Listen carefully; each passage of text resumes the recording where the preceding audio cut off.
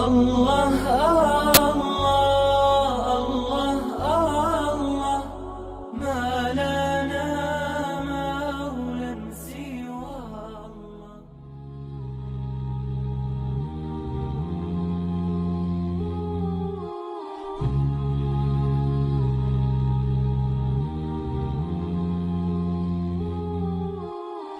طيب، الحمد لله رب العالمين، والصلاة والسلام على رسوله الأمين وعلى آله وصحبه الطيبين الطاهرين. أما بعد، فإن أصدق الحديث كتاب الله، وخير الهدي هدي محمد صلى الله عليه وسلم، وشر الأمور محدثاتها، وكل بدعة ضلالة. Truly, the best speech is the book of Allah, and the best guidance, traditions, and the guidance and the tradition of Muhammad sallallahu alayhi wa sallam, and the worst of the affairs are the matters, the so-called bid'ahs. Anything that is introduced in this deen, which is not part of it, he will have it rejected. Anyone who acted or did a deed or an action to be rewarded as an act of worship, if it is not in the Quran and the Sunnah, he will have it rejected, as the Prophet ﷺ says. Inshallah, today we are going to cover the basic aspects and principles of fasting and zakah, not only from the fiqh point of view, but inshallah we're going to talk about spiritual issues related to those two great acts of worship.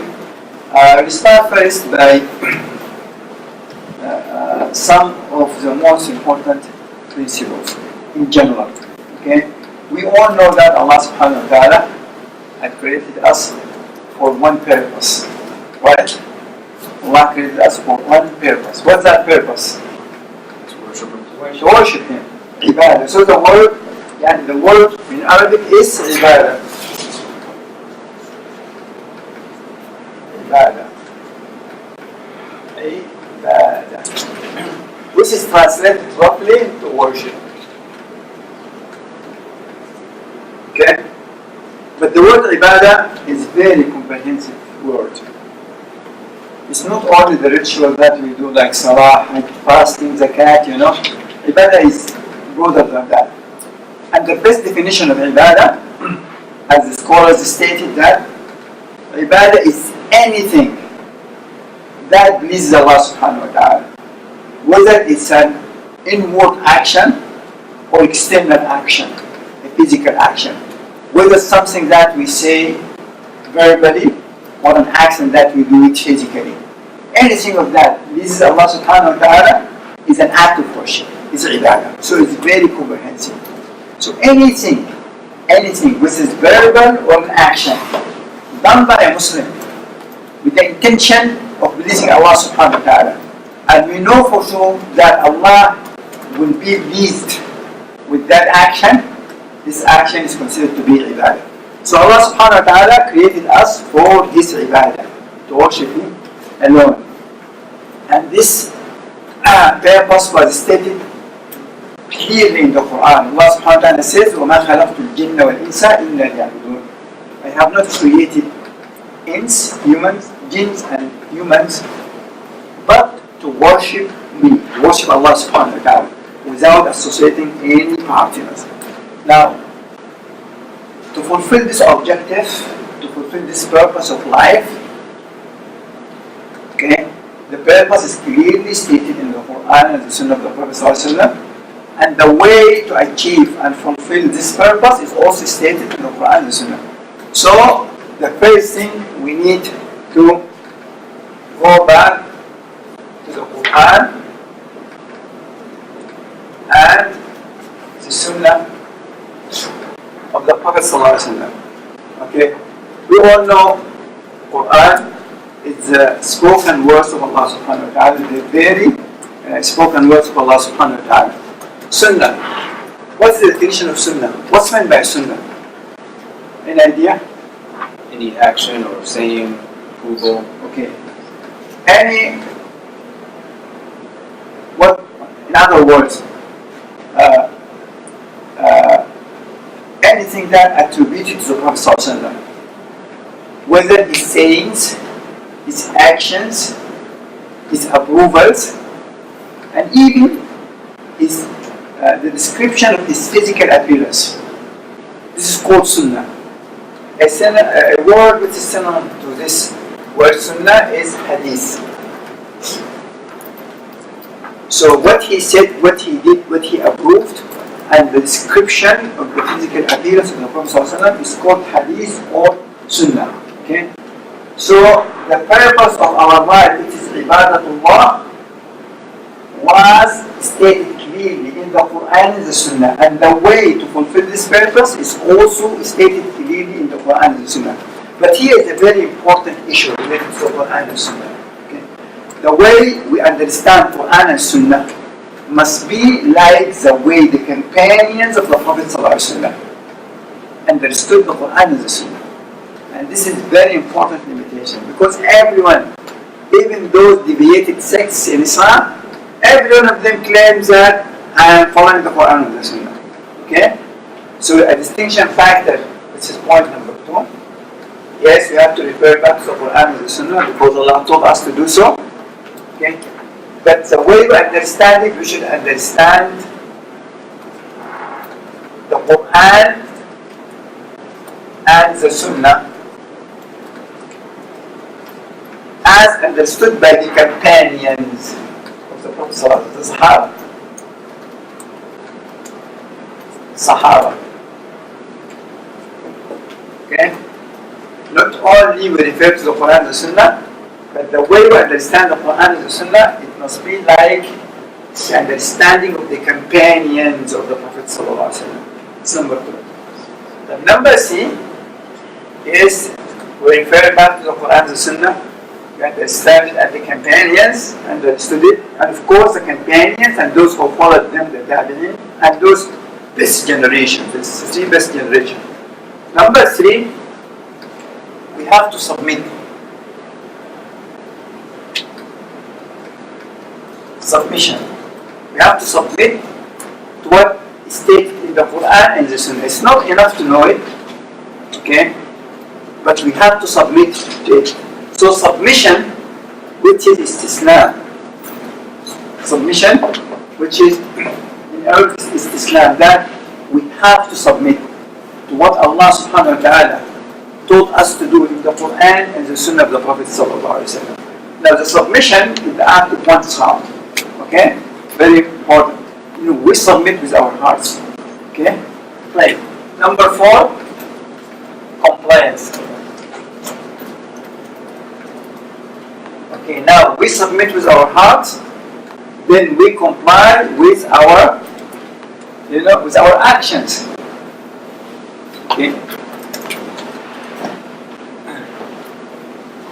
Again, the purpose of our creation, the purpose or the answer to the question why Allah created us, the simple answer which is stated very clearly in the Quran and the Sunnah, that Allah created us to worship Him alone.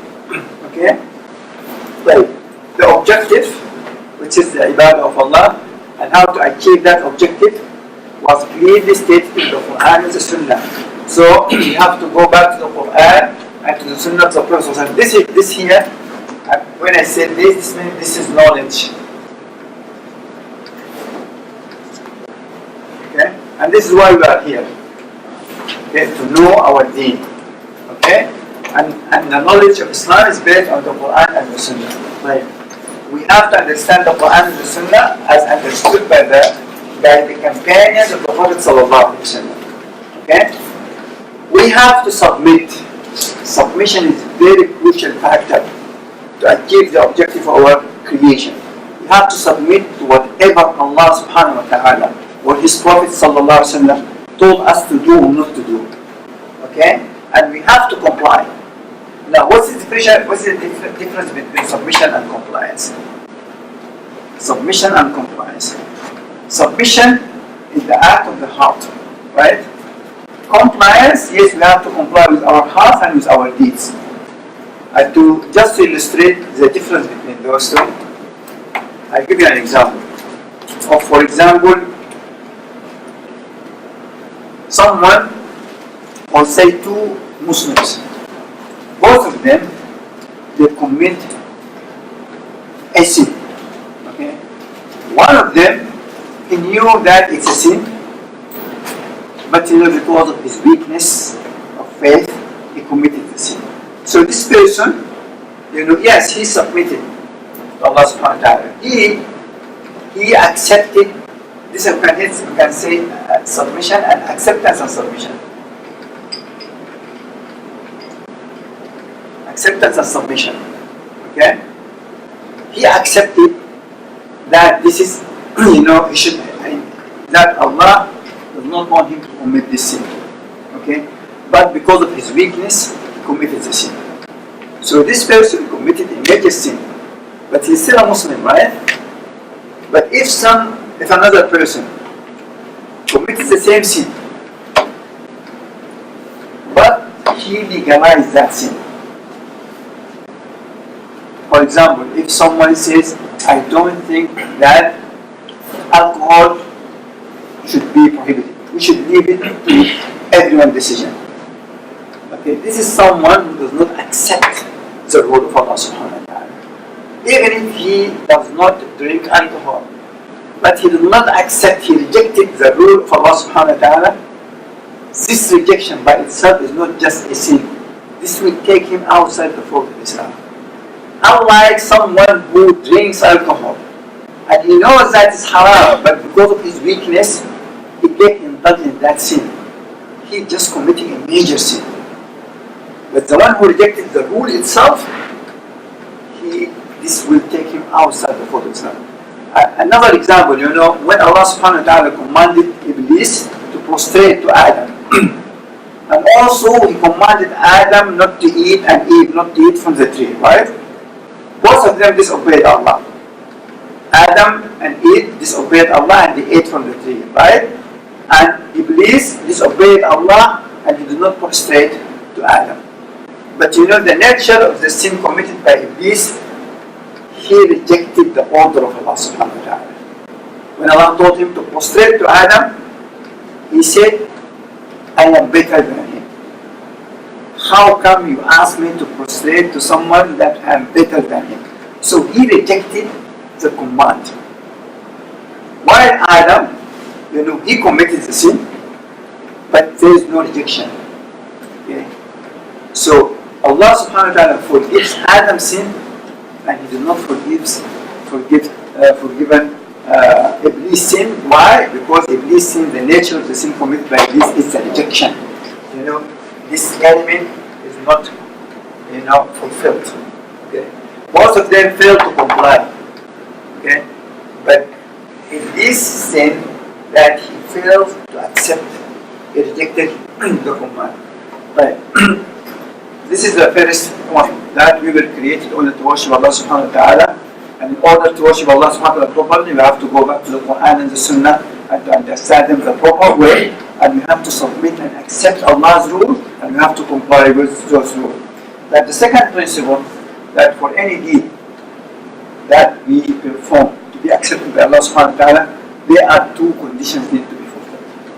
When we pray, when we fast, when we hajj, when we give sadaqah, zakah, two conditions must be fulfilled. Okay. Now, this is the first principle. The second principle about acceptance of deeds. Okay. Our deeds. So our deeds will be accepted if two conditions are fulfilled. The first condition is called al-mutaba. The second condition is called al-ikhlas. Now, al-mutaba means that we have to perform the act as prescribed to us in the Quran or the Sunnah of the Prophet ﷺ. Meaning that we need to have the knowledge. So if you want to pray, okay, if you want to do an act, any act of worship, you have to do it the right way. Okay, and the right way is to do it as prescribed to us in the Sunnah of the Prophet ﷺ or in the Quran. Okay, example of the prayer, for example. Before we pray, or in order for our prayer to be accepted, we have to do it properly. We have to make wudu properly. We have to face qibla, right? We have to cover our awrah. Then we have to perform the act of the salah as described to us in the Quran and the Sunnah. We have to make the proper recitation, the proper report, the proper sujood. This part is called al-mutaba'a. Mutaba'a means following, meaning following what's being stated in the Quran and the Sunnah of the Prophet ﷺ regarding that specific zakah. Fasting. In the Quran, Allah told us fasting starts from dawn until sunset. Okay? ثُمَّ أَتِمُّ الصِّيَامَ إِلَى اللَّيْلِ. You continue fasting until the beginning of the night, which is sunset. Okay? He told us, Allah subhanahu wa ta'ala in the Quran, you have to refrain from certain acts. Okay? So this is the mutaba'a. Okay, following what's been prescribed in the Quran and Sunnah. Al-ikhlas, which is sincerity. So that you have to have the right intention. Any act of worship must fulfill those two conditions. Ikhlas, to do it as prescribed. Mutaba'a, to do it as prescribed, and ikhlas, to do it with sincerity. And those are the crucial elements of our deeds to be accepted. Just opposite to that, as the scholar said, there are two causes for misguidance. Okay? If you just think about any type of misguidance, you will find there are two factors that could contribute to misguidance. The first factor is just the opposite of this, which is lack of knowledge or ignorance. Just think about any type of misguided person, okay? And you look into his actions. He was misguided either because he was ignorant, he does not have the proper knowledge, or he had the proper knowledge but he does not have the proper intention. So what could cause people to be misguided is either lack of knowledge or ignorance, or bad intent or lack of sincerity. So the second principle is that our deeds will not be accepted unless two conditions are fulfilled: to do it properly, to do it widely, like prescribed to us, and also with with the right intention.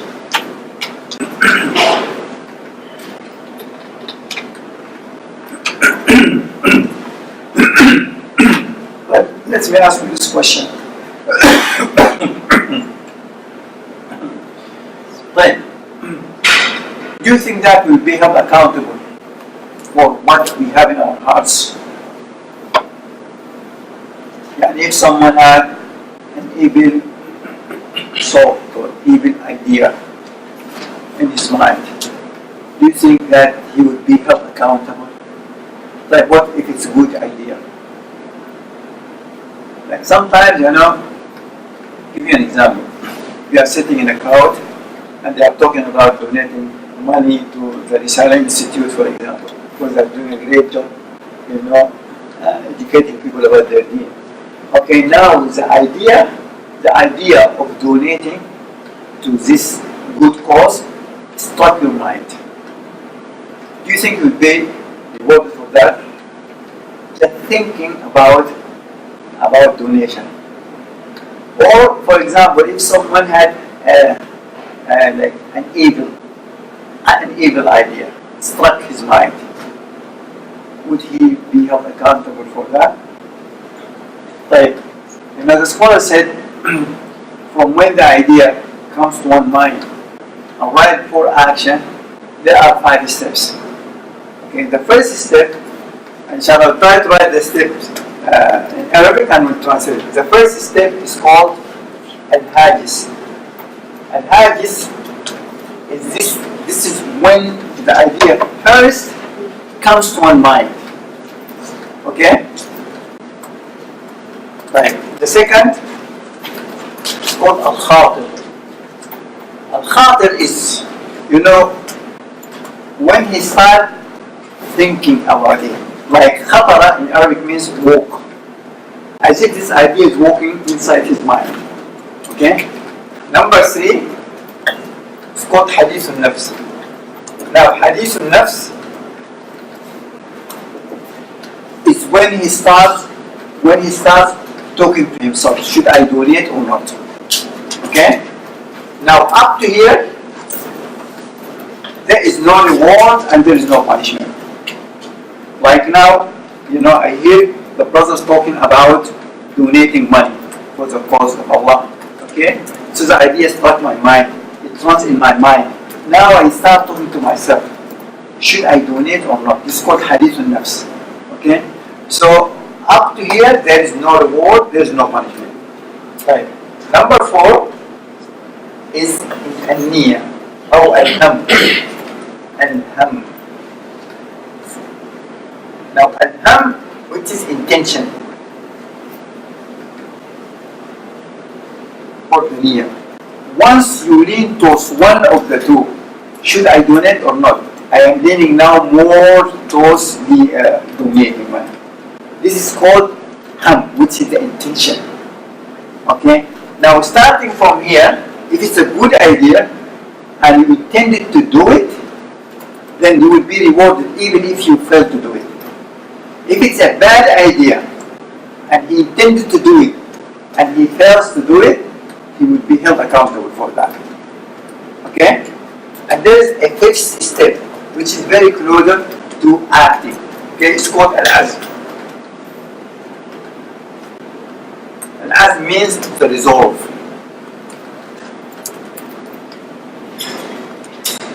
Now it's not just an intention. No, he starts planning. Okay, so now he has the resolve to do it. Also, he will be held accountable. Okay, now a proof for that here, the Prophet ﷺ says, "قال إذا هم أحدكم بالحسنة فلم يعملها كتبت له حسنة." If one of you intended to do a good deed and he wasn't able to do it, okay, for things which is out of his control, he will still receive the reward for that deed. The same thing is applied if it's a bad deed. Okay? Here, for the result, the Prophet ﷺ says, if two Muslims fought with each other, with their swords, okay? He says, فَالْقَاتِلُ وَالْمَقْتُولُ فِي النَّارِ. The killed and the killer, both of them will be in hell.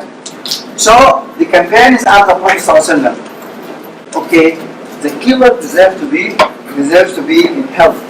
What about the killed, the victim? He says, قال فإنه كان حريصا على قتل صاحبه. He says he will be in hell because he had the resolve to kill his brother. Okay?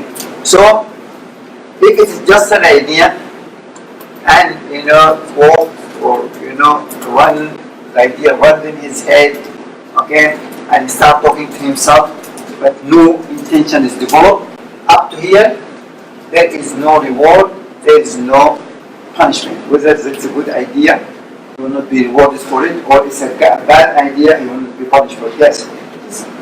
Steps 1 through 3, did you just say them? Could you go over steps 1 through 3? Yeah, 1, 2, 3. Yeah, say them again? I'm sorry, I don't know. The first one, in Arabic, it's called hadith. Yeah, H-A-J-I-S. You can write it like this. Okay. Hadith. Hadith means this is the step where the idea started the mind first. Okay? Then it runs in one's mouth, head. It's called khatir. Then he starts talking to himself. By the way, this is a very fast process. Yeah, it could take like a split of a second, to move from this to this side. Yeah, but I'm trying to make it because sometimes many people they ask me a question, will I have those bad thoughts come to my head or in my heart all the time? Am I going to be held accountable for that? The answer is no. And the Prophet ﷺ says regarding this, قال إن الله تجاوز عن أمتي ما حدثت به أنفسها. That Allah forgive and pardon my ummah for anything as long as it's inside the heart, as long as it is not intended to do it, and he does not have the resolve to do it. As long as it's thoughts that that sometimes it comes to one's mind and heart, he will not be held accountable for that. Yes. So what if this idea or this thought is recurring, but you know it's a wrong, it's a sin, but it's only in your mind and you don't want to do it and you're not going to do it. You have no intention of doing it, but it always comes back to you. Alas, you should fight back. Okay? And this struggle with those ideas is a form of jihad. And while you are resisting those ideas, you will be rewarded. Because some people, subhanAllah, they get affected by this and they feel desperate and very bad. Okay, no. Keep fight it. Okay, and the more you fight those thoughts and try, to rebel it, you will be rewarded for that because an act of jihad. Even sometimes in the salah, those thoughts come to one's mind and he keeps fighting them. Okay? And as long as you are resisting and fighting, you are okay. In fact, you are earning reward by doing this. Okay? But as I said, as long as it's trapped inside one's heart and mind, he will not be held accountable. But once he leans towards doing one of the two, should I donate or not? Okay? Now I have the intention to donate. Okay? Now even if I was unable to donate, because of that good intention, you will be rewarded. Okay? And the further step, which is number 5, is when he has the resolve. Okay? Like if someone planned, some of one, the idea of robbing a bank come to his mind. Okay? Now he starts talking to himself, should I do it or not? Then he intended to do it. Then he planned it. Okay? And they went to the garage, they want to start the car did not start. So he was not able to rob the bank. Would he be held accountable for that sin? Yes. But not the sin of robbing a bank. He will be held accountable for having that resolve in his heart. Okay? So those are the different levels of thoughts that comes to one's mind and one's heart. This is related to the issue of intention. Okay. So the second principle, which is about the deeds, that a deed, our deeds will not be accepted by Allah subhanahu wa ta'ala unless two conditions are fulfilled. The first one is al-mutaba, is to do it the right way, to do the deed according to the book of Allah and the Sunnah of the Prophet sallallahu alaihi wasallam. The mutaba, or following the commands of Allah and the Prophet sallallahu alaihi wasallam. And the second condition is al-ikhlas, which means sincerity, that we are doing the act solely for Allah subhanahu wa ta'ala. Now here comes the issue of bid'ah. If someone has a good intention to perform an act of worship, but that act of worship does not have any support, neither in the Quran nor the Sunnah, this is called bid'ah. Okay, an example of a bid'ah, for example, someone who loves the Prophet so much, okay, which is very good. We as Muslims, we have to love the Prophet more than our own self, more than our children, right? And he says, okay, because of that love of the Prophet I'm going to celebrate the birthday of the Prophet. His intention is very pure. He's very sincere to please Allah subhanahu wa ta'ala. Okay? And he wanted to celebrate the birthday of the Prophet. Okay? This act is called bid'ah. Why? Because it does not have any support, neither in the Quran nor the Sunnah of the Prophet. The Prophet himself, he did not celebrate his birthday on the 12th of Rabi'ah. The companions who loved the Prophet the most, they never celebrated his birthday. The Tabi'een, the great 4 Imams of this Ummah, their students, maybe later on, after 2 or 3 centuries after those great Imams, this bid'ah started. Okay? So it's very important. When you act, yes, to have sincerity is very important. But you have to do the act the right way. You have to do the right thing, but you have to do it the right way. Otherwise, it will not be accepted by Allah subhanahu wa ta'ala. But now, we need to seek knowledge in order to know how to worship Allah subhanahu wa ta'ala properly. Right? You agree with me? Seeking knowledge is very important. But what about ikhlas? How do we develop ikhlas in our hearts? By the way, not only attaining ikhlas and maintaining ikhlas in one's heart is very difficult. It's very difficult. If you read the statements of the great scholars of Islam, they would tell you that the most difficult thing to do is to have ikhlas, to do the act only for Allah subhanahu wa ta'ala. So how should we develop ikhlas in our hearts? Okay. The first thing is knowledge. You have to know the importance of ikhlas. Okay? And you have to know that the only one who can give you this quality is Allah subhanahu wa ta'ala, because all the treasures of everything is in His hands. Okay? So knowledge will show you that the proper way to attain ikhlas is through supplicating to Allah subhanahu wa ta'ala. It's through making dua to Allah subhanahu wa ta'ala. Okay? Yes. The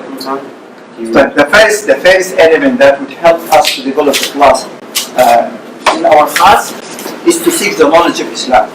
Okay? Because seeking knowledge, you will know that ikhlas is very important.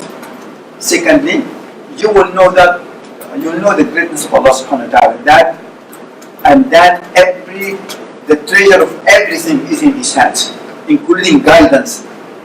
So this knowledge should lead you to make dua to Allah subhanahu wa ta'ala, to give you ikhlas in your actions. Okay? Also there are certain also the issue of mujahada. Mujahada means we have to struggle. It's not an easy task. It's a more difficult task. Okay? There are certain deeds that would help us to gain and attain ikhlas, like night prayer. Because in a night prayer, you wake up while everyone is sleeping, right? It will be a good exercise for us to do acts solely for the sake of Allah subhanahu wa ta'ala. Because no one is seeing you at that time. Coming to Salatul Jama'ah, Salat al-Fajr in the masjid, people will see you, right? The shaitan will come to you, and you try, to make your salah, not to miss the salah because you don't want people, to say, he did not come to Salat al-Fajr. But when you pray Salat tahajjud at your home at night, nobody is seeing you. So continuously doing Salat al-Layl will develop this concept of ikhlas in one's heart. And a second deed is fasting. Especially fasting in the month of Ramadan. Because look, we fast, right? And there are some times during the day, no one is seeing us. What prevents me and you from going to the fridge, grab an orange juice and drink it? It's Allah subhanahu wa ta'ala, because no one is seeing you. Okay? So fasting is one of the deeds that would help someone to develop ikhlas in his heart. Now, okay, do you have any questions so far? Sorry. Yes. Yeah. So when you were talking earlier about bid'ah, I've heard of good bid'ah. Okay. So, for example, when Tarawih came into existence. Sorry? When Tarawih, when the Sahaba started praying Tarawih, Yeah. I believe Umar bin Khattab Yeah. that this is a good bid'ah. He said, ni'matul bid'ah. Yeah. Right. So how do we know the difference between what is true bid'ah and something that's actually Okay, good? very good question. طبعا شوف the statement of the Prophet صلى الله عليه وسلم. He says, وَكُلَّ بِدْعَةٍ ضَلَالَةٍ, and every bid'ah is astray. And the word kul, the word kul in Arabic, which means every. Okay? So this article in Arabic indicates openness and generality, which means that according to this statement, there is nothing that is called good bid'ah. Okay? So I'm going to go to the statement of Umar bin Khattab. Okay? Now, what Umar bin Khattab did, at his time, at the time of Tarawih in the masjid, people after they pray Isha, you will find one companion praying by himself, 3 or 4 companions praying together. So what had happened that he gathered all the Muslims together behind one imam. And when he saw them, he said, ni'matul bid'ah, what a good bid'ah. Okay? Like, what is the definition of bid'ah? Bid'ah is to do an act seeking reward from Allah subhanahu wa ta'ala. But this act does not have any support, neither in the Quran nor in the Sunnah of the Prophet sallallahu alaihi wasallam. Let's go back to Salat al-Tarawih.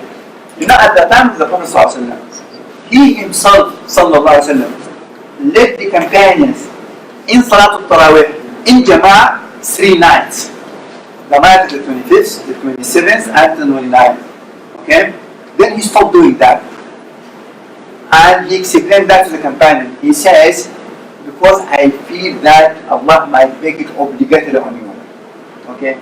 So Umar, in fact, because after the death of the Prophet ﷺ, there is no more revelation. So there is no fear it will become obligatory upon the Muslims. So what he had done, he only revived that sunnah. So revival of a sunnah is not like initiating a new deed which is not done by the Prophet ﷺ at all.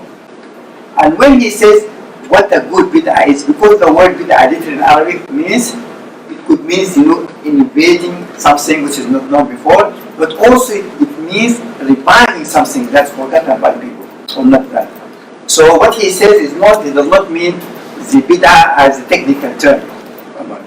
So the fact that agreed upon by the vast majority of the scholars, there is nothing called good bid'ah. Okay? Because the Prophet ﷺ says every single bid'ah is misguidance. Okay? I hope that answers the question. Yes. Okay. Fine. Now let's go to the fasting. What's meant by siyam? Do you have an idea? Siyam, sawm, fasting. Literally in Arabic. Fasting means refraining or abstaining from doing something. If someone, for example, refrains to speak or to talk, it's called fasting. This is the literal meaning of the word siyam in Arabic.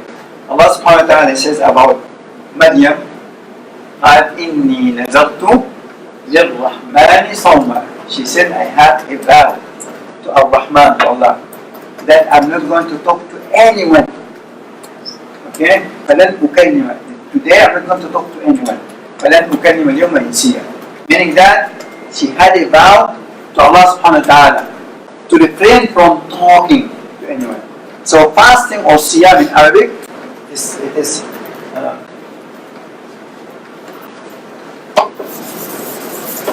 siyam or sawm in Arabic, which is fasting or fast.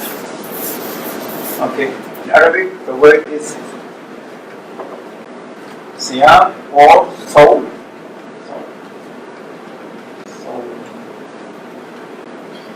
Which is fasting. Literally means to abstain or refrain from doing something, okay? But as a technical term, as used in the Sharia, is to refrain from certain things for the sake of Allah from dawn to sunset. Okay? Again, fasting as a technical term means that to refrain from certain things from dawn until sunset, and doing this only for the sake of Allah. This is the technical meaning of fasting. Right. Who should fast? And is fasting only unique to this nation, the Muslim nation, the nation of Muhammad sallallahu alaihi wasallam? No. People before us used to fast, right? Do you have any proof from the Quran? Do you have any proof that people before us, before Muhammad sallallahu alaihi wasallam, like people of Noah and starting from Adam and all the way to the Prophet sallallahu alaihi wasallam, all the prophets, the nations who followed the Prophet before the Prophet sallallahu alaihi wasallam, they used to fast. Do you have any proof for that? Allah says in the Quran, He says, fasting was prescribed to you as to the previous generations. كتب عليكم الصيام كما كتب على الذين من قبلكم. It was prescribed upon you like it was prescribed upon the nations before you, the people who came before you. Okay? But it's not like our fasting. And if, for example, our fasting, we refrain from certain things from dawn to sunset, right? They have a different forms of fasting. We don't know about that. Okay? We fast 1 month, which is the month of Ramadan. The Jews, for example, they used to fast the day of Ashura. Okay? Before the legislation of Ramadan, Muslims in Mecca and also the first year in Medina, they used also to fast the day of Ashura, and it was prescribed upon them. Okay. For the nations before us, they used to fast, but what days, what month, how many days, from when to when, from which type of things, we don't know. Okay, but they used to fast. And subhanAllah, when Allah told us about this fact, this is, Allah, this Sharia, the intention of the Sharia is to make everything easy for us to do. When you know that we are not alone, even people before us, they used to fast. Okay, so it's an encouragement of us to fast, to show us that fasting is not something difficult. It was prescribed to all nations before you. And not only that, the following ayat, it says, أَيَّامًا مَعْدُودَاتٍ. You are not required to fast the whole year, not even half of the year, not even 1/3 of the year. Only a few days, which is 29 or 30 days a year. This is also a further encouragement for us to fast. That's not something hard. You are not required to fast all the year. Allah could have told us to fast more than 30 days. Okay? But He says no, it's only a few days. 29 or 30 days. So, who should fast? All Muslims should fast? Who should fast? Yalla, come on. Who should fast? People of age past puberty. Right, first of all, Muslims, right? But are all Muslims required to fast? Huh? Or you can say adult Muslims, right? Are all adult Muslims required to fast? No. Okay. What are the limitations? Sin. Huh? Sin? Sin. Okay. Sin. So sanity. But if you have an adult sane Muslim, are all adult sane Muslims are required to fast? No. So who's exempted? No. Not Yeah? basic. Okay, and capable of fasting, right? Like if someone is adult, sane, Muslim, and capable of fasting, should he fast? I'm sorry. Does every adult, sane, Muslim, and capable to fast must fast, or there's also further exemptions? Not traveling. Not traveling. Very good. So this is the answer for the question. Who should fast? All adult, sane Muslims who are capable to fast and they are not travelers. What about the women who are pregnant or Alas, now it will fail among this capability. Yes. Inshallah, I'm going to talk about this issue in a very detailed manner. Like a pregnant woman or a woman who nurses a child, about their fast and how to make it. Okay. So those are the people who are required to fast. Right now, we said adults. What about children? It's not obligation upon us. Okay? But we should encourage our children to fast. What do you think the minimum age for a child to be encouraged to fast? If you have a 5-year-old or 6-year-old child, okay, should you encourage him to fast? Huh? Maybe for part of the day. Okay. An hour. So yes, Used to it. Half a day, half an hour, 2 you hours. don't tell him half a day. Okay, you encourage him to fast. Once he reaches that point, and he cannot go any further, then you can let him break the fast. The companions used to encourage their kids to fast. I'm talking about the age of Chinese, discerning age. It's like 6 or 7 years old. And by the way, when we talk about months and years, we are talking about lunar years. We need to know the ages of our children in lunar years, because there are many rules that relate to this. For example, how can we tell that a child reaches the age of puberty, or he's an adult now? Okay. How? If you have a son, this is very important. Okay?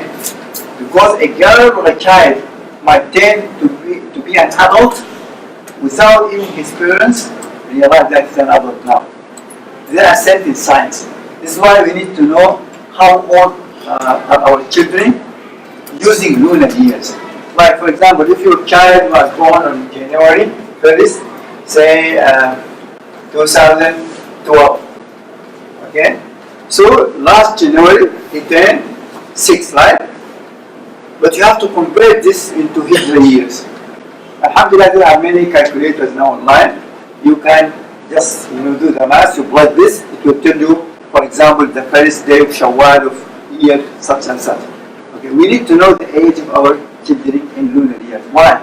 Because one of the signs of adulthood that when the child, boy or a girl, reaches the age of 15 lunar years, even if that girl did not start having menses yet, but she reached the age of 15, she's going to be an adult. This is based on the opinion of the vast majority of scholars. For the Hanafis, the age is 18, but 18 lunar years. Okay? Besides the other signs of adulthood. Okay? So when we say adult, and by the way, a girl, by completing the 9th year, might be an adult. Depending on, for example, they say that African girls, they might become adults earlier than others. Okay? Like for example, by the completion of the 9th year, a girl might start having menstruation, which is a sign of adulthood. Okay? So we need to know that whether our children are adults or not, because there are many rulings will be applied. So when we say an adult, it does not mean that children cannot fast. No, we have to encourage our children. When they start crying, asking for food, you can just give them toys.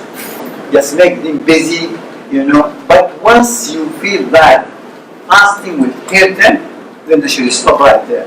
Then the following day, they should also try again. Okay? Now, what about for boys? For what is the lunar year equivalent that they become a man? It was 15 lunar years for a girl to become woman? yeah, not 15, no, 15 is for boys. 15, whether that girl sees menstruation or not. And whether that man, reaches the age of, start, for example, it's called ihtilal in Arabic. Okay? If he starts ejaculation, even if he did not start that, he's considered to be a man. At 15 lunar? 15. Now the age, 15 lunar years, according to Imam Malik, Shafi'i and Imam Ahmed. For boys and girls? For boys and girls. For Imam Abu Hanifa, the age is 18, but not, it's 18 lunar years. Okay? Right. So we should encourage children. Okay. What about non-Muslims? Can they fast? Huh? Are they required to fast? Right, a question. Do you think that Allah subhanahu wa ta'ala will hold non-Muslims accountable for not fasting, for not praying, for not giving zakah, or only they will be held accountable for not believing Allah subhanahu wa ta'ala? For everything. Huh? First one. Accountable for disbelieving. Only. Not believing. So, but they will not be held accountable for not fasting. Fasting and Hajj that is required of Muslims only. But there's an ayah in Surah Al-Mudassir. Allah subhanahu wa ta'ala says, the people of Al-Jannah, Ashab al-Yamin, they will question the people of hell. قَالُوا مَا سَلَكَكُمْ فِي سَقَرٍ. What had brought you here in hell? Not praying. Okay? Then the people of hell will start listing the things that brought them. So he said, قَالُوا لَمْ نَكُ مِنَ الْمُصَلِّينَ. We were not of those people who prayed salah. Okay? So because they are not praying, they are here. وَلَمْ نَكُ نُطْعِمُ الْمِسْكِينَ. And we did not feed food to the poor.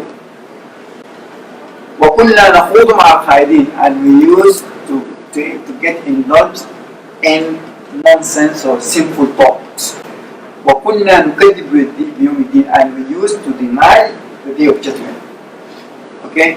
Based on this, the scholars said the disbelievers will be held accountable for every act that we Muslims require to do, including fasting. Okay? This ayat refers to Muslims who are not fasting, Muslims who are not praying, Muslims. But also for even non-Muslims. And then, These people are questioning the people in hellfire. yeah. So the people in hellfire are there because they are Muslims who disobeyed Allah, that Muslims who don't pray, nor are Muslims But who that don't must fast, say so. Muslims who don't make Hajj. So Yeah. these are Muslims in hellfire. No, because the ayah is very general. And because of that, the jurist, Non-Muslims? yes, because he said, وَكُنَّا نُكَذِّبُ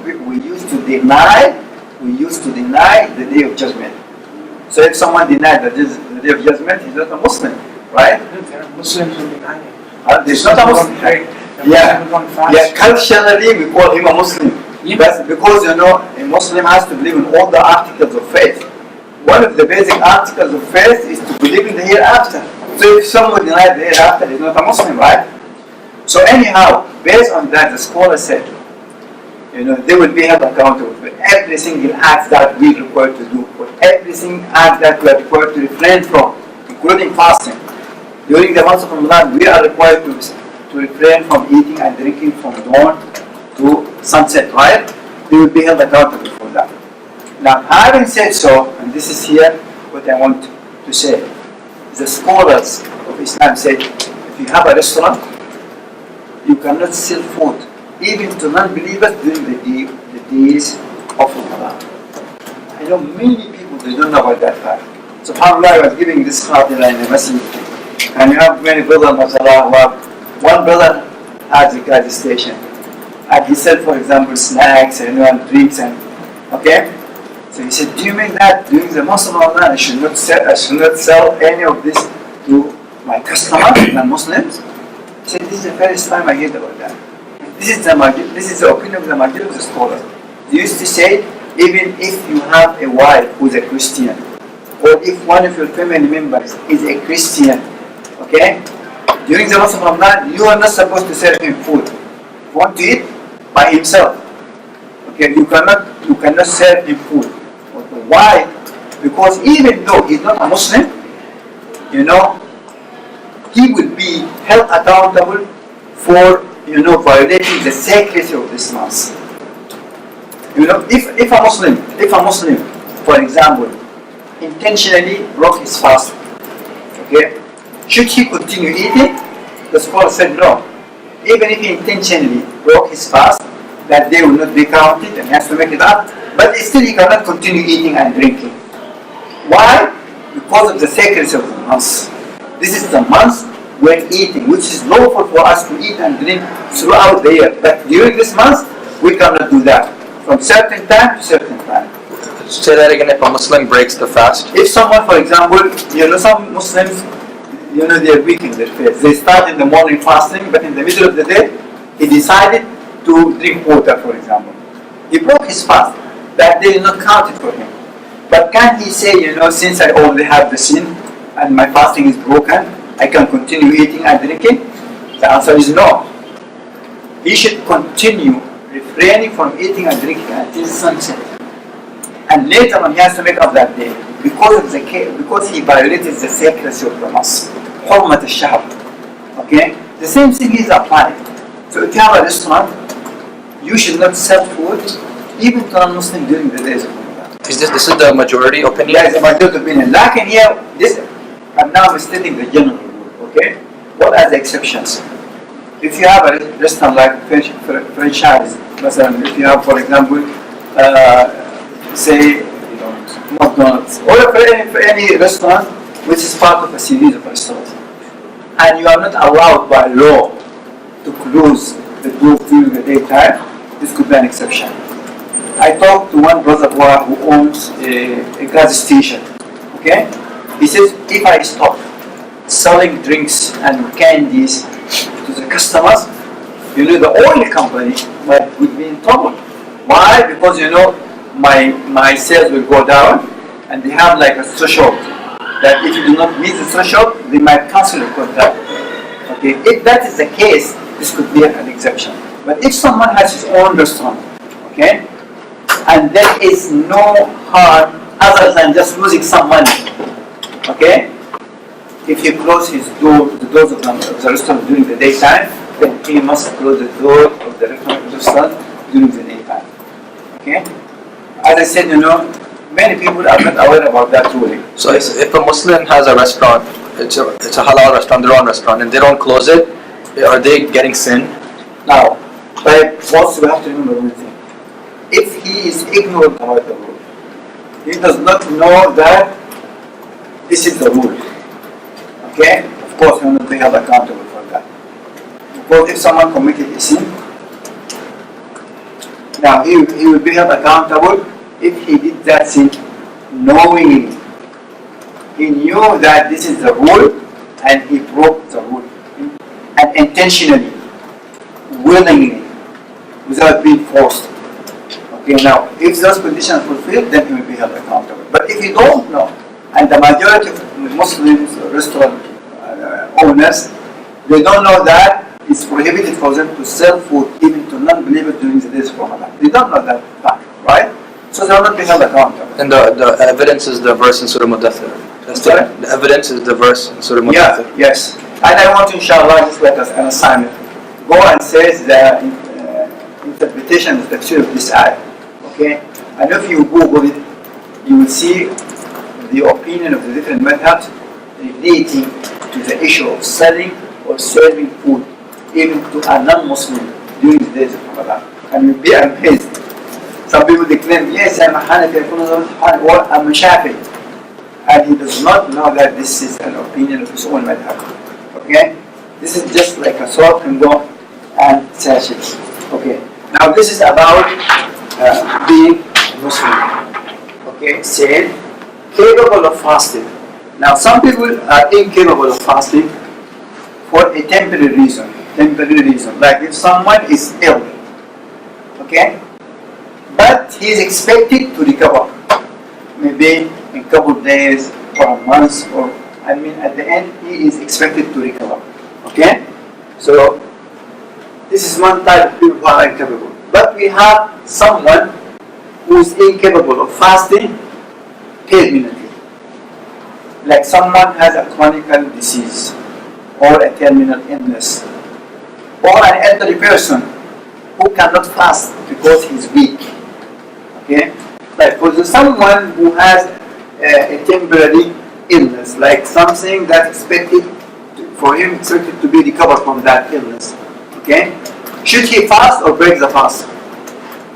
If someone is ill, okay, he has very severe cold or a flu, okay, or stomach ache, okay, what would be better for him, to fast or to break the fast? The bottom line, he can break his fast. There is no doubt. He has that option.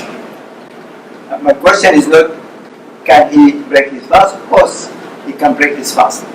But what would be better for him, to fast or not to fast? Fast. Huh? Fast. To fast? Fast. Depends on what? I mean, if you can handle it, it's better for you to fast. Okay. Now if someone has cold, okay, and he needs to take the medicine, okay, should he fast or not? It depends. Okay. Now if fasting will worsen his case and delay his recovery, then he must break his fast. He must. Okay?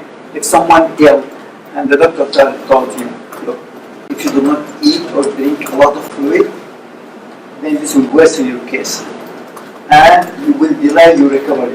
And if that is the case, then he must break his fast. If fasting is hard, do not delay his recovery. He can go through it without delaying his recovery, but he will be a little harder. Then he is recommended to break his fast. But if he decided to fast, he can fast. Okay? Now, if it's a little amount of hardship, okay, then it will be better for him to fast. Still, he has the option not to fast, but it will be better for him to fast. Why it will be better for him to fast? For many reasons. First of all, we'll be fasting during the month of Ramadan, which is a sacred month, right? It's not like making up those days in Shawwal or in another month, right?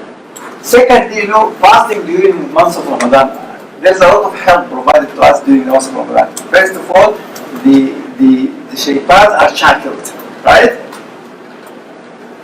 So fasting will be easy. Thirdly, because you will be fasting with everyone. Everyone is fasting. So it will be easier than, making up those days later on. So if he's sick, fasting will be a little hard. Not very hard, little hard, and it's not going to affect his recovery, then it would be better for him to fast. But still, he has the option not to fast. Okay, this is about capability. If he is temporarily ill, if it is illness that he expected to recover, then he has those options. Now, if he is permanently ill or terminally ill, okay, like someone who has a diabetes, okay, and the doctor told him you cannot fast for life, so he should not fast, okay, and instead he will feed one miskin per day. Or someone who is very old, a woman or a man, and fasting will be very hard on him, okay, then he should not fast and he should feed one miskin per day. How much? Is like half a month of grains, for example, wheat or barley or rice, okay, or food that's enough to feed an average person. Like for example, an average meal to feed an average person in here is about $6 or $7, right? But he cannot give it to him as money. Either raw food, like for example, purchase for him rice and meat and things like that, worth of $7 or $8, or a ready-made food. But it must be a meal that is enough, to feed an average person in our society, or like an average meal that you consume at your home. Okay, you can send the money overseas, and you ask a brother to use that money to purchase either food or raw food and distribute it. Now, for such type of a person, he can feed day by day, okay? Or he can wait for a week and then he feeds 7 people, or wait for 15 days and feed 15 days, or wait to the end of the month and feed 29 or 30 days. But he cannot feed 30 days in advance, okay? It either to be day by day or a week after a week, or 3 days and then he feeds 3 people and then 3 days, but he cannot feed the 30 or 29 miskins, at the beginning of Ramadan. This is about incapability, okay? Not traveling, which means that if you are traveling, you are exempted from fasting.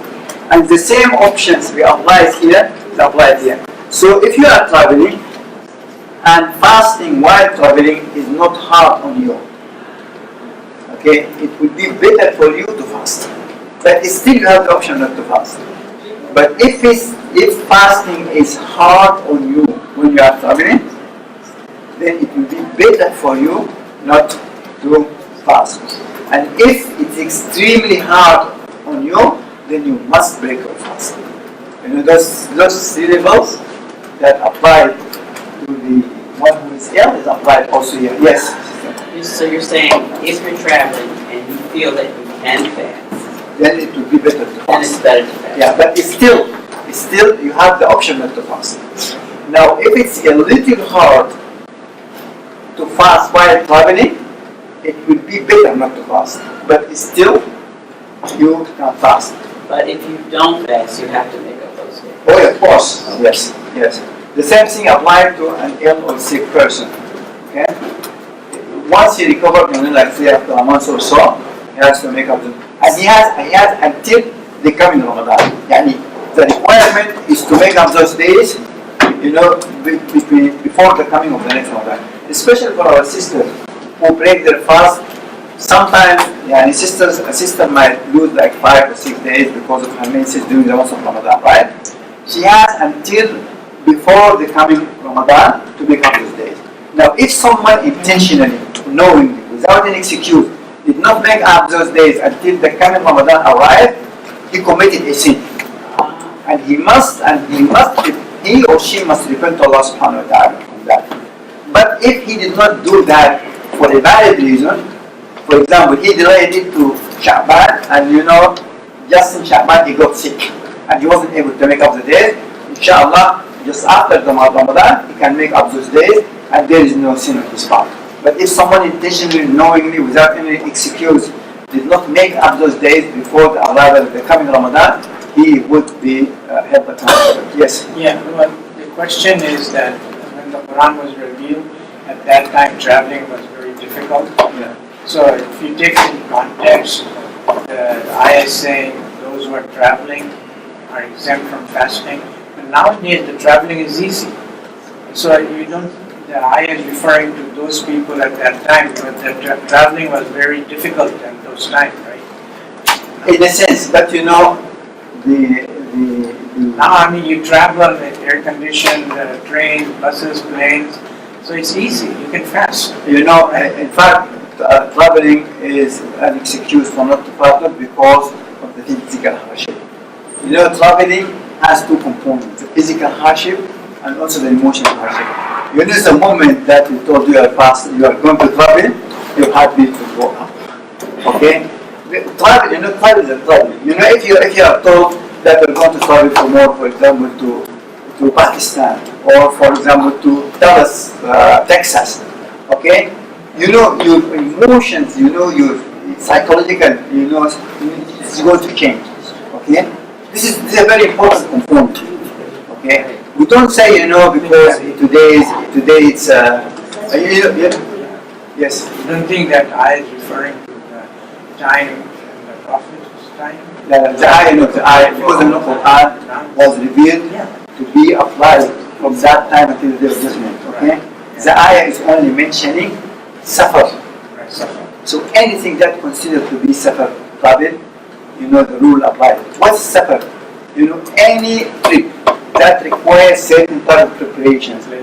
Yes, and people will come and say, bye, but it's considered to be travel.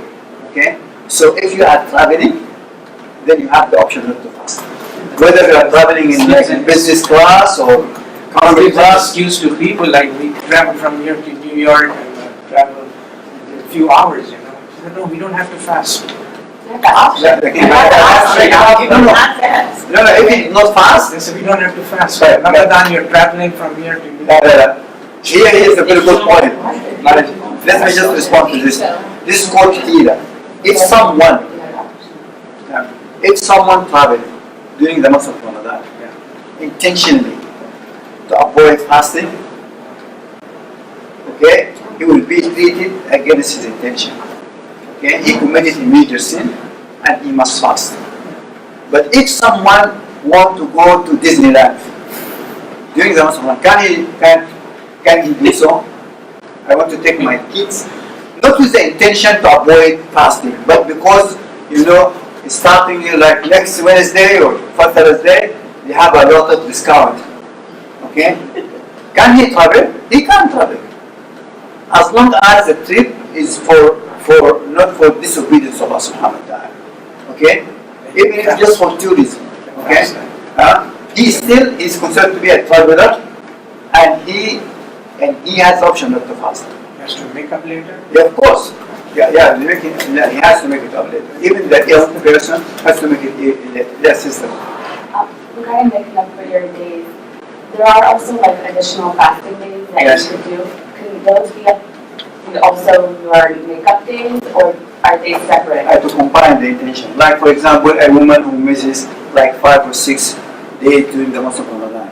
And we know that the following month, Shawwal, is recommended to fast 6 days.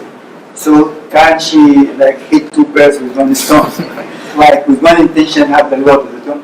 Look, the hadith that talk about the virtues of fasting 6 days of Shawwal, it says, Man sama Ramadan. It's a conditional statement. Whoever fasted the month of Ramadan. Okay? And then followed that by 6 days of Shawwal, as if he fasted the whole year, right? So there is an if here. Meaning that if he fasted the whole month. Now a woman who missed 6 days of Ramadan because of her menses, she did not fast in the month of Ramadan. So she did not fulfill the condition. Or say a man, he was sick during the month of Ramadan for 5 days, so he missed 5 days of Ramadan. It's not considered that he fasted in the month of Ramadan because he's still owing 5 days, right? So I'm advised to such a sister, she should first make up the days, okay? Because Shawwal is the whole month. So if she missed like 5 days, her intention should be making up those days. Why? Because first of all, making up the missed days is more important than fasting the 6 days. Because that is wajib, it's an obligation, while fasting the 6 days is only recommended, right? So I used to tell my wife like this, make up the days first. Then after that, if you have the chance to fast the 6 days, alhamdulillah. Otherwise, inshallah, you will get the reward of making up those days of fast. But you cannot combine the intention. The intention should be either fasting the voluntary fast or the obligatory fast. Yes? Pregnancy itself isn't an illness, but some women have difficult pregnancies. Would the same rules for capability apply? Yes, it's part of capability, but I'm going to talk separately about this issue because it's not complicated, but because we have different opinions. Okay? But yes. Can you speak on what you said about someone traveling to Disneyland during Ramadan, and let's say for example they're going during June because their kids have summer vacation. Yeah. But to the mind it makes kind of no sense because it's for recreation. But then again, it's true that these kids only have this time to travel, right? Yeah. How do you balance that? As long as travel does not involves any disobedience to Allah Subhanahu wa Taala, and it's done during the month of Ramadan, whether for tourism or there is a need for him to travel, he still has the option, the rukhsa, not to fast. As long as, he's not doing this to avoid fasting. Okay? Wallahu ta'ala. So now, let's come to the issue of pregnancy and breastfeeding. Okay?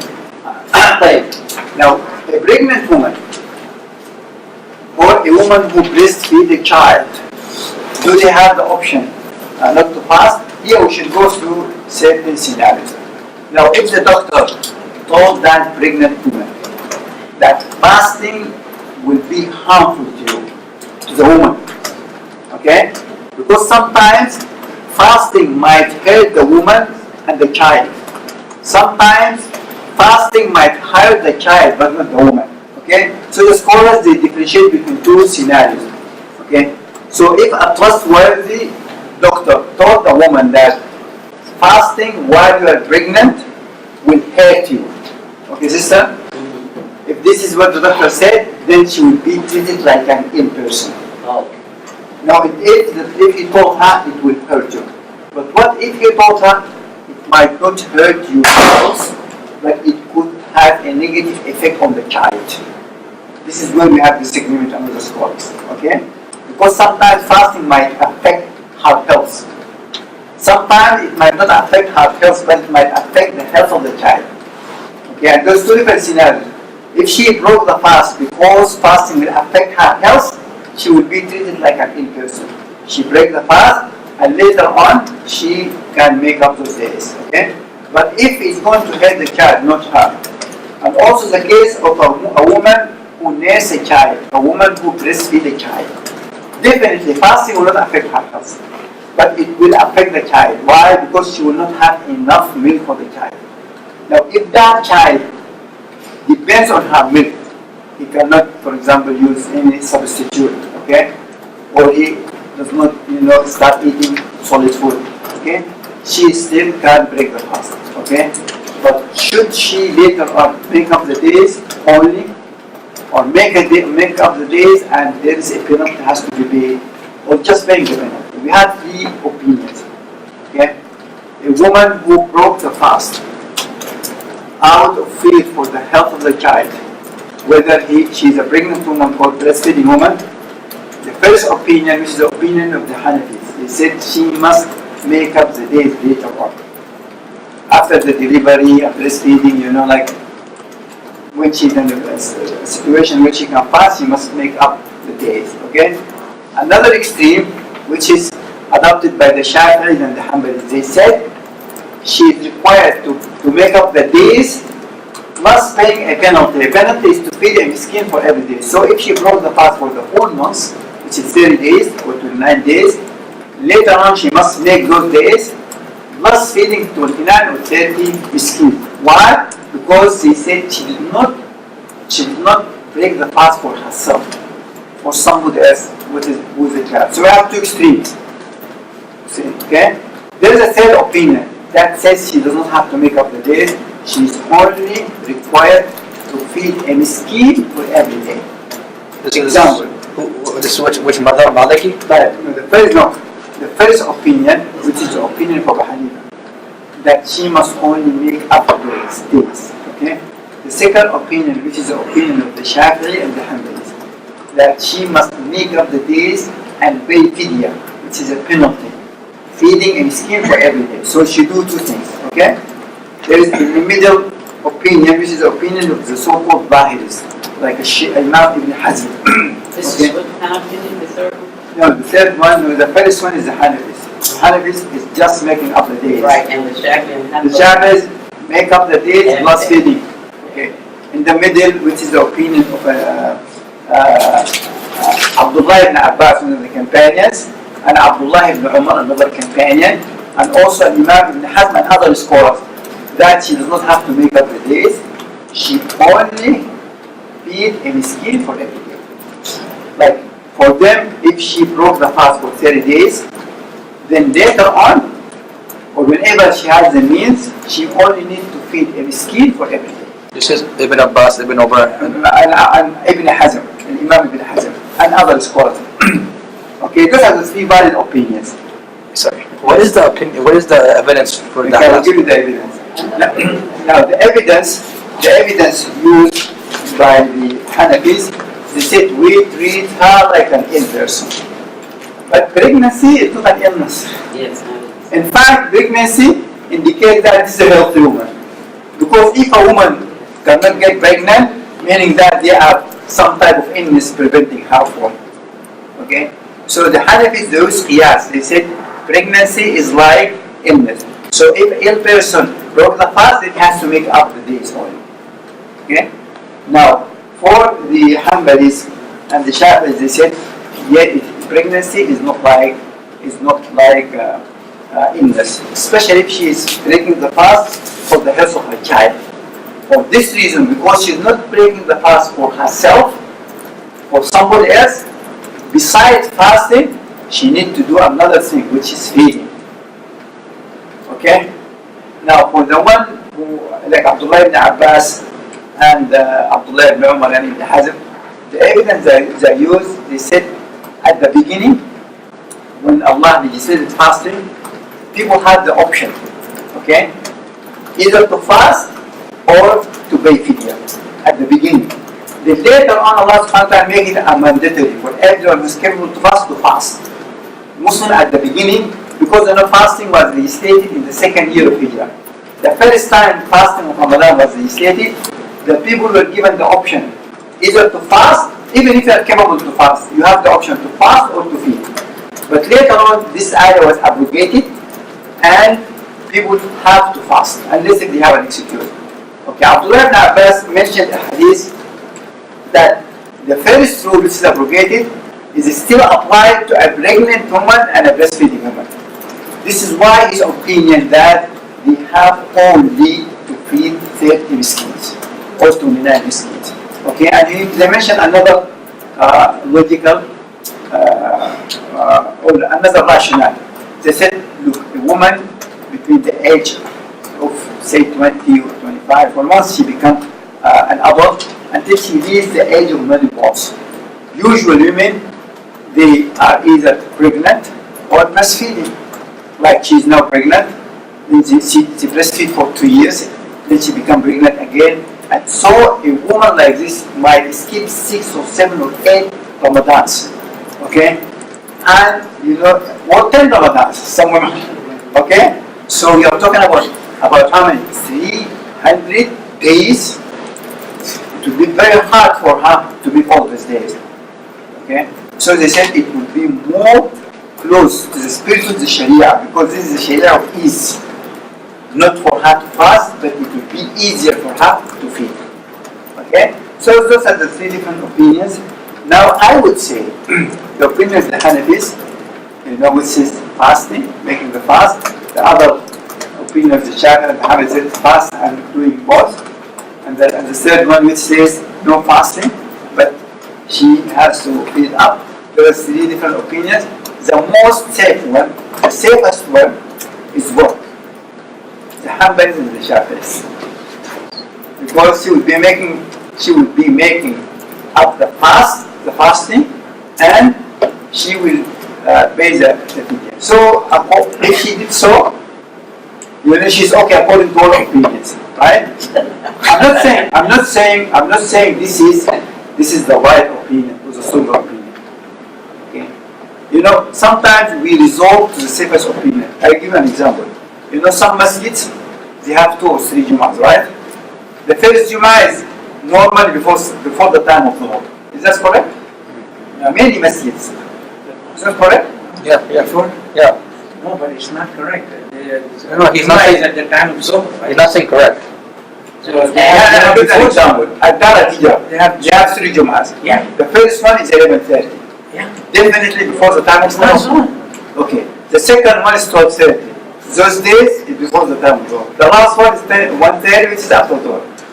Now, for the majority of the scholars, Malik, Imam Abu Hanifa, Imam Malik, and Imam Shafi'i, for 3 of them, that you could not pray Jum'ah before the time.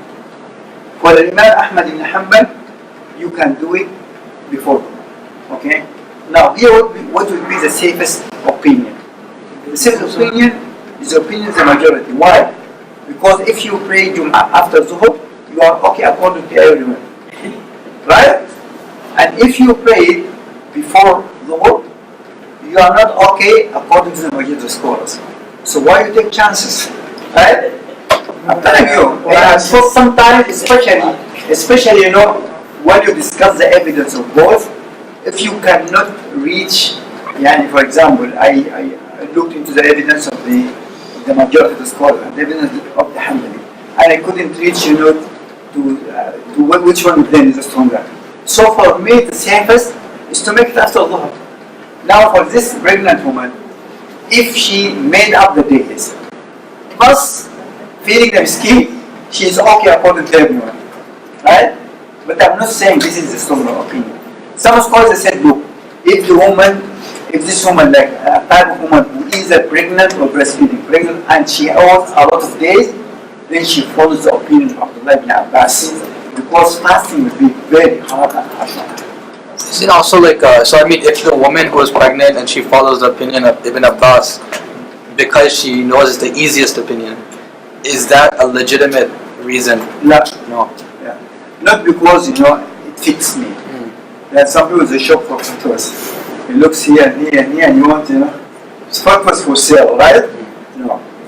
If you are convinced. Sincerely, you believe? Yeah, if you are sincerely convinced that the Hanbali's opinion that you can pray Jum'ah before Dhuhr, you convinced and you did the Jum'ah before Dhuhr, Jum'ah is okay. Also for Ibn Abbas, he's saying you can pray Jum'ah before Dhuhr. Yes. But the Quran says Kitab al-Mawquta. But they did not issue that opinion without any evidence. No. They have the evidence. Look, those imams, they never intentionally go against Quran and Sunnah. Okay?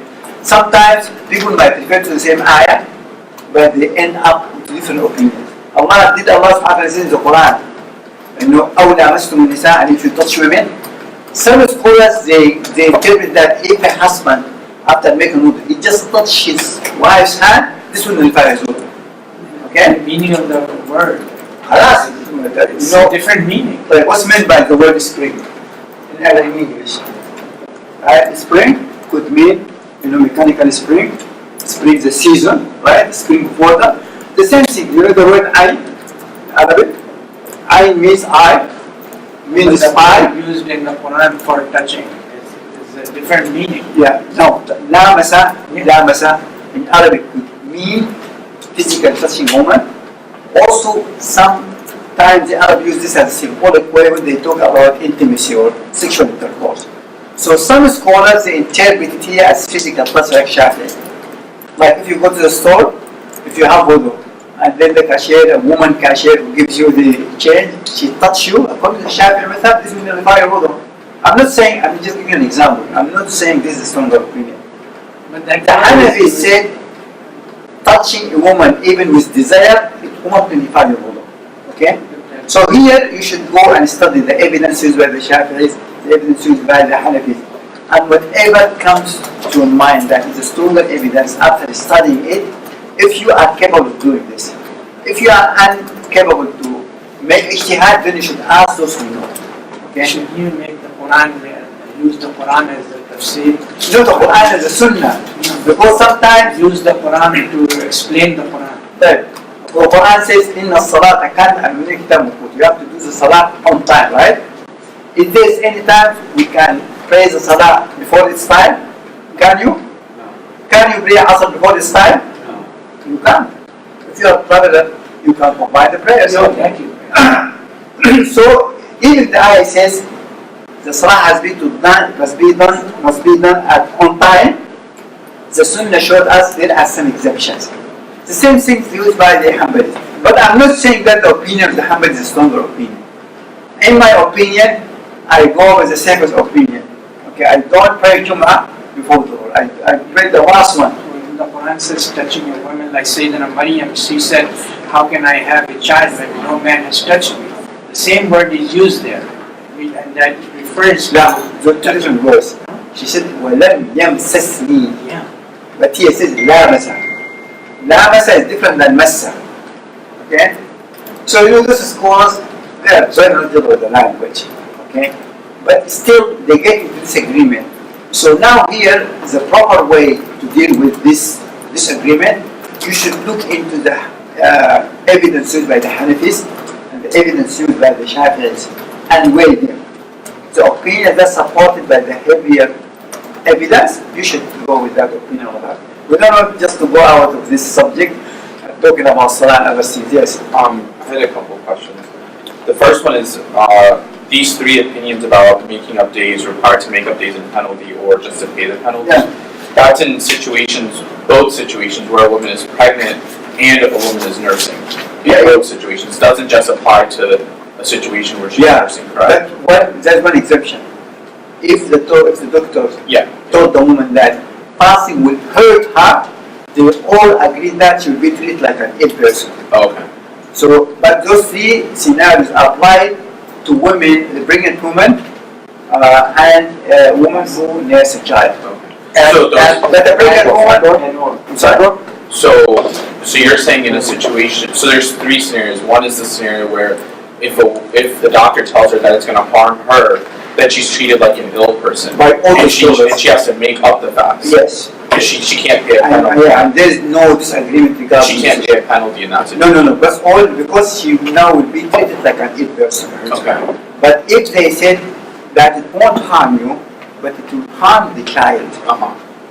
okay, she will be treated like a woman who breastfeeds the child. Okay. So the three scenarios are applied here. What about if it harms both? Harm both halas, of course, you'll be treated like, there's no. But usually, a breastfeeding woman, nothing will hurt her. Most likely, the one will be into the child because they will not have enough milk for him. Wallahu ta'ala. So this is about who should fast. Okay, now. We said yes. When you were talking about nursing, Yeah. all these four different opinions, Okay. so you can choose one, right? No, you don't choose the one that you like. Yeah, because some people like this. No, I'm not saying you, but some people like this. Yeah. No, we should. Now, if Allah provided you with knowledge, and you can, weigh the opinions, then you should go for the heavier one. Okay. Yeah, I understand that. Now, if you don't have that knowledge, Not everyone, but okay, Allah subhanahu wa ta'ala says, فَاسْأَلُوا الذِّكْرِ إِن كُنتُمْ لَا تَعْلَمُونَ. Then you should look for someone whom you trust his knowledge and his deed, and ask him, I'm very confused. Okay, I'm in this situation. Should I make up the fasting only? or should I, pay a fidya, or should I do both? And then you go with this opinion. This is applied in every issue, because we have two different types of people.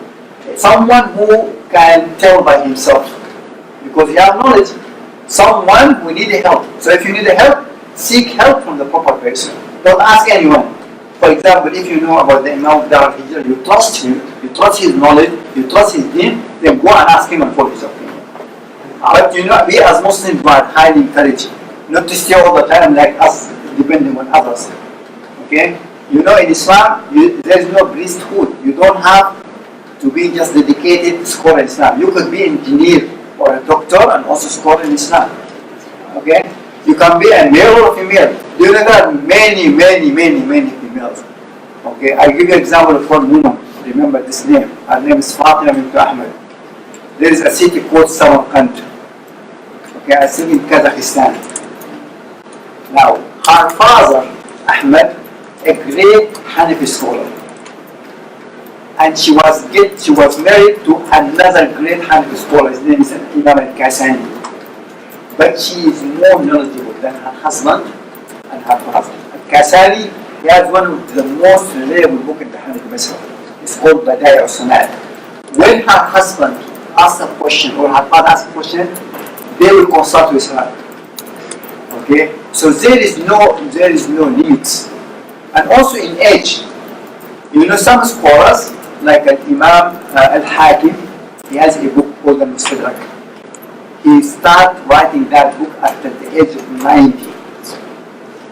Musa ibn Nusayr is about 75 years old, and he was the leader of the Muslim army, who is about a few kilometers away from Paris. Okay? And the leader at that time, they don't lead from behind. They are in the front. So an elderly person can start seeking knowledge. Okay? A male, a female, a doctor, a physician. Anyone can seek the knowledge. Okay, but anyhow, if you don't have knowledge to tell which one the opinion is stronger opinion, then you should ask someone who will trust his knowledge and his deen. I heard an opinion that in this situation, the doctor has to be a Muslim as well. Is that true? If it's found trustworthy, scholars used to say a trustworthy Muslim doctor. But say there is no trustworthy Muslim doctor. Then a trustworthy non-Muslim doctor. But she must explain to him the situation, that it's an obligation upon us to fast. Okay? Because if he thinks that fasting only for losing weight or things like that, you don't fast. Okay? But once he realizes that it's something obligatory by her religion, then he would give her a better answer. Okay? Anyhow, if he told her don't fast, she should not fast. Allah Ta'ala. Okay? Like what breaks fast? What's your question? If someone goes with the last opinion, right, and just makes up, just feed somebody, right, one person, like the Ibn Abbas and they have until next Ramadan to pay it, or is there a deadline? For a pregnant woman or a breastfeeding woman, as I said, most likely, because breastfeeding lasts for 2 years, right? Oh yeah. And you add like the 9 months, so we're talking about almost 3 years. And if she gets pregnant again, then it's another 3 years, right? So whenever she has the opportunity to fast, then she should make the fasting. And she could do it, for example, what the pain, she can do it right away, day by day. Yeah. Sorry, one last question. About Ibn Abbas, the Prophet also made dua for him that he would be the Tarjuman of Quran, right? So wouldn't his opinion, taking that into account? I think inshallah one day we'll have a class about why the scholars disagree with themselves. Okay. Someone might be very, very, very knowledgeable, but he can make mistakes, and this is the nature of human. The only people who are immune from making mistakes are the prophets and the messengers. The companion, the great Imam, every human being will make mistakes. Inshallah, one day we'll have like a lecture about this. But who should fast? We finished that, right? But what are the things that we are required to refrain from during fasting? First of all, we all agree that fasting starts from dawn until sunset, right? Dawn until sunset. Okay? question about sunset is, the Quran said ila layl. Yeah. So layl is translated night. Yes. So a lot of people, they as soon as they look outside, it is sunset. They look at the calendar, and it's still the sun. It's daylight. It's not night, and they break their fast. But what's meant by sunset? Do you have an idea? Yes. That the sun has different horizon, so its rays might come out and still be light, but the sun itself is Exactly. the horizon. When the disk of the sun disappears beyond the horizon, that is sunset. Even if there is some light, because people they think it must be dark. No, that reddish twilight. Layl, Yeah, the word layl, yeah. Light means the beginning, the night is nightfall, the start of night. You look towards the west. If you cannot see the disk of the sun, this is the horizon, and the sun goes beyond the horizon. Even still there is some light here. Brightness, not light in fact, it's just brightness. Okay? This is the type of Maghrib. Because the Prophet ﷺ says in a hadith which is very authentic, that when the light comes from here, okay, and the day disappear from here. And in another hadith he says, إِذَا وَجَبَتِ الشَّمْسُ. وَجَبَ means سَقَط. Okay? Once the sun drops below the horizon, don't worry about the brightness. This is time for breaking the fast. And by the way, in Ramadan, we are highly recommended to break our fast at the first sign that sun is set. You don't have to wait, 5 or 6 minutes after that till it becomes dark. This is again the sunnah of the Prophet. But nowadays, calendars regarding Maghrib time, there is like some sort of agreement. If there is a difference, it will be like plus or minus 1 or 2 minutes. Not like the other times like Fajr and Isha. For Maghrib, because you can accurately calculate the time of sunset. So we start from dawn until sunset. Okay? Now during this time you have to refrain from certain things. Okay? It's called mufattirat. Now those things, some of them are mentioned in the Quran. In the Quran, 3 of them mentioned, which are the things that we should refrain from while we are fasting. 3 of them mentioned in the Quran: eating and drinking, Intercourse. and sexual intercourse. Those were mentioned in one ayah in Surah Al-Baqarah. Right? طيب. فكلوا واشربوا حتى يتبين لكم eat and drink until dawn becomes clear. That's a question. If you are eating, but still you are unsure whether it's dawn time or not, should you continue eating or should you stop? Stop? Finish it. Continue. Finish it. Yes, continue. If it's in your hand, Huh? right? No. I'm saying, say you don't have a calendar, but you are looking towards the east. Okay? And you are not sure whether it is the time of Fajr or not yet. In this case, you continue eating. Why? Because Allah says, حَتَّى يَتَبَيَّنْ, until you are clear. No doubt, this is time, don't stop eating. Okay? So, eat until you are sure. But of course, if you have a calendar and you trust that calendar, then go by that calendar. If the calendar says, Fajr start at 4:30. So you can eat up to 4:29 and 59 seconds. But once it is 4:30, you should stop. So, but which clock to use? There's so many clocks. Your phone, everyone has different clocks. We don't have to be 150% certain. If you are most likely think it's time, and most likely the telephone, clock is very accurate. Oh yeah, the atomic, I think. Yes. It's better than the regular clock. طيب, what are the things that you should refrain from?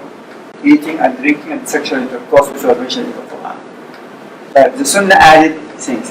And by the way, we say eating and drinking. Does this literally means taking things by mouth? What if he took something with his nose? Sometimes people are fed through their nose, right? Or what if he has like an IV? Okay, so as far as I said, eating or drinking or substitute for eating and drinking. So if someone got a vitamin or a shot or an IV with the intention to feed him. This is considered to be eating and drinking. Okay, so eating and drinking means physically using your mouth or through your nose or through your blood. Okay, eating and drinking, having sexual relation with one's wife during the days of Ramadan. Now this is the severest breaker of fast, because the penalties is very big, huge. If someone, look, intentionally, very important, knowingly, willingly, okay, breaks his fast by eating and drinking. If someone intentionally, without any excuse, he is not ill, he is not sick, he is not traveling, okay, he decided to break his fast in the middle of the day of Ramadan. He committed a major sin, right? The first thing he must do, he must repent to Allah subhanahu wa ta'ala. Secondly, he must continue refraining from eating and drinking until sunset. Thirdly, he must make up his day. Okay? So breaking the fast intentionally, knowingly, without any excuse, willingly, the punishment is what he should do. He must repent to Allah subhanahu wa ta'ala, continue refraining from eating and drinking, and he must make up this day later on. Now, if he did so by sexual intercourse with his wife, besides those three, there is a fourth penalty, which is called al-kafara, that he would be required, and she would be required if she voluntarily responded to him. If he forced her, this will not apply to her. But if they did that voluntarily, willingly, then a fourth item will be added, that he and she must fast 60 days consecutively at a penalty, okay, for both of them. Unless if she was forced, then she will exempt it from that, okay.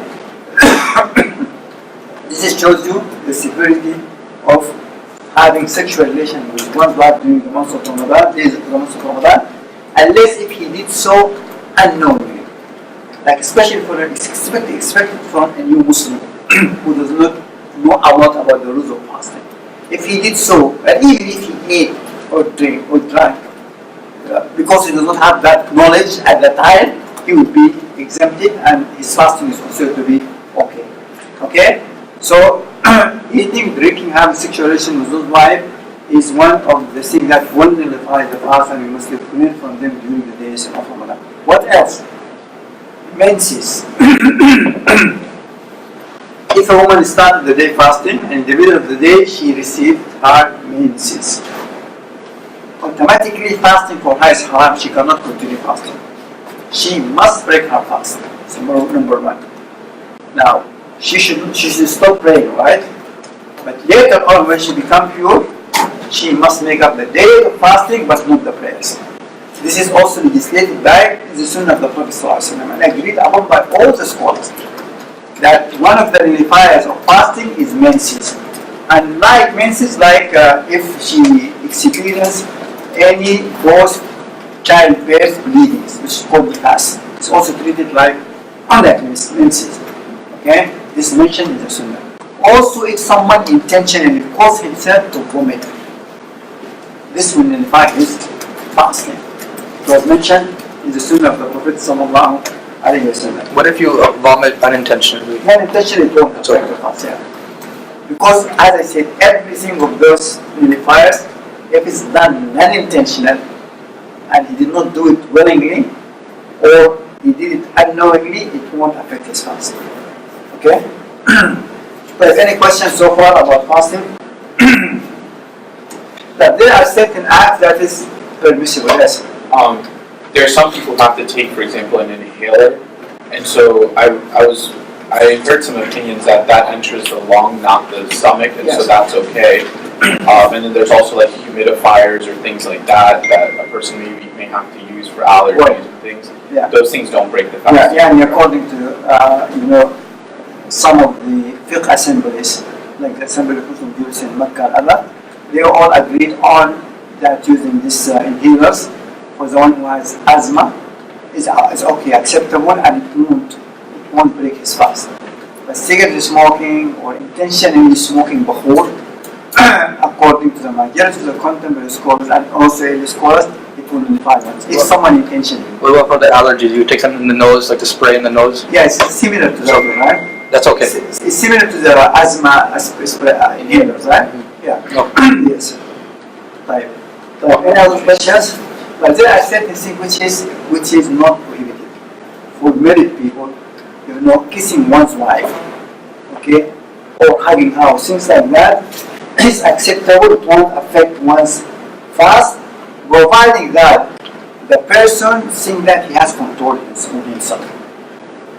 Especially for a young man, it might be risk. Okay, because there is a hadith from the Prophet ﷺ that he used to do so, and when they asked Aisha, قالت أيكم أملكم لإربه, who can control his desires like the Prophet ﷺ? So based on that, the scholar said if someone fears that if he did so, it might lead him to something which is worse that would nullify his fasting, then he should not do that. Okay, this is allowed as I mentioned. But also, if someone had a wet dream during the day, it won't affect his fast. Okay? This in general, you know the basics of fasting. If you do not have any question, the only remaining issue is about Salat al-Tarawih. Okay? So do you prefer